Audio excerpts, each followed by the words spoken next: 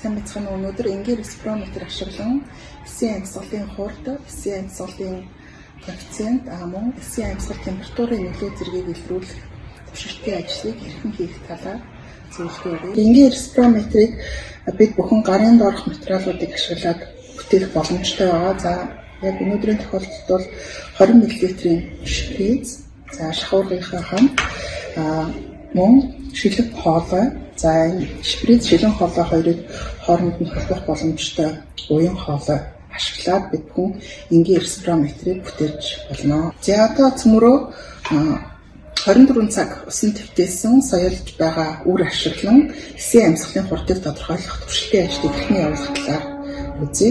За хуурсан хоолойн диаметрийг өөрчлөлтөд хэмжсэн байх хэрэгтэй. За шугам ашиглаад хуурсан хоолойн диаметрийг хэмжээд 4 мм байсан. Тэгэхээр хуурсан хоолой манаар ядуус 2 мм гэсэн үг ээ.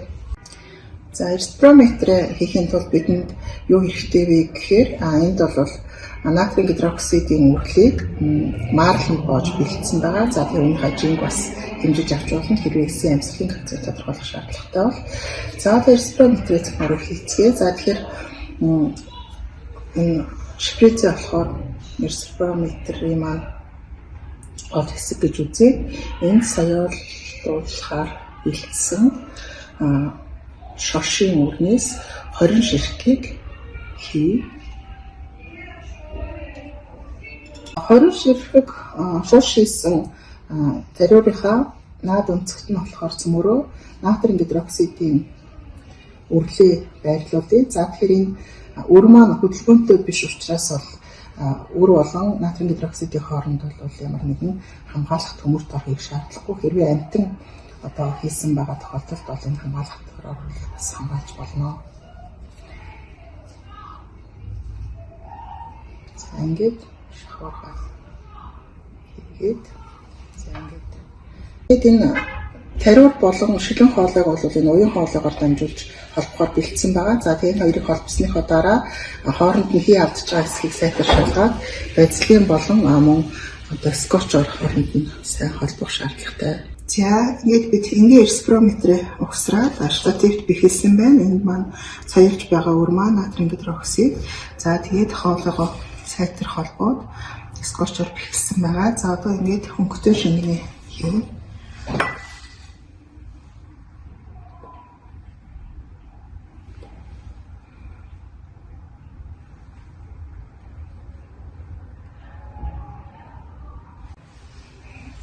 Тэгээд графикийн цаасан дээрээ тэмдэглэжээ. За өнгөтэй шингэнээ тэмдэглээд цагаа явуулж эхлүүлнэ. За тэгээд 10 минутын туршид явуулаад шингэний шилжилтээр эсийн амьсгалын хурдыг тодорхойлох боломжтой. Хэрвээ одоо спектрометртэй ашиглаж байгаа амьсгалыг хэмжих гэж байгаа бодвол маань амьсгал эрчимтэй явуулдаг амттан байгаа тохиолдолд бол хүүхдүүд 2 минут тутам бас шилжилтийг тэмдэглэж байх боломжтой. За ингээд 9 минут 50 секундын дараах байдлыг бид бүхэн харж байна.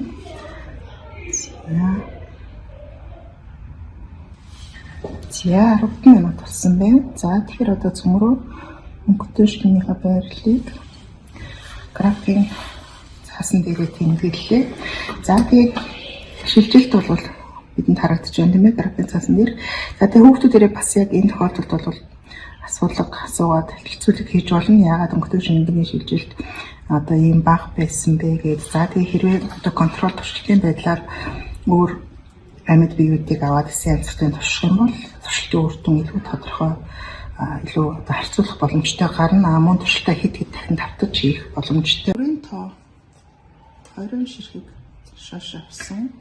За натрийн гидроксидын хэмжээ 417 г байсан. За үр дүнгийн хүснэгтэн бид соёлж байгаа үр маань үрийн амьсгалын хурд бол бага байсан учраас минут тутам хэмжиж чадаагүй. За хэрвээ боломжтой бол бас хэмжих боломжтой. Бид бол 10 минутын эцэст хэмжсэн. Хэмжсэн үр дүн маань ойролцоогоор 8 мм байна гэсэн үг.